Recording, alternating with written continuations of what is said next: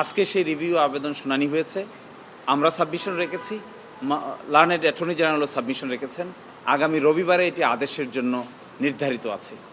এই শুনানিতে আমরা মূল কথা বলেছি যে প্রক্রিয়ার মাধ্যমে তখনকার দিনের বিচার বিভাগের উপরে অ্যাসল্ট করে, অ্যাটাকিং অর অ্যাসল্টিং দি বিচার বিভাগ, যে প্রক্রিয়ার মাধ্যমে তৎকালীন প্রধান বিচারপতিকে দেশ থেকে বিদেশে পাঠিয়ে দেওয়ার পর এই শৃঙ্খলা বিধিটিকে অ্যাকসেপ্ট করা হয়েছিল অ্যাক্টিং প্রধান বিচারপতির নেতৃত্বে, যেখানে 9 জন বিচারপতি আগে ভিন্ন আদেশ দিয়েছিলেন, সেখানে পরবর্তীতে প্রধান বিচারপতির রেজিগনেশন এবং নতুন অ্যাক্টিং বিচারপতি অ্যাপয়েন্টমেন্ট দেওয়ার পরে 5 জন বিচারপতির মাধ্যমে সেই শৃঙ্খলা বিধিটিকে গ্রহণ করে ফেলা হয়েছিল।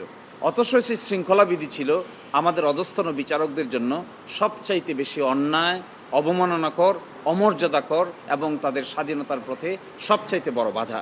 কারণ তাদের বদলি, তাদের পদোন্নতি, তাদের ছুটি, তাদের শৃঙ্খলা সব কিছুই আইন মন্ত্রণালয়ের হাতে ন্যস্ত করা হয়েছে।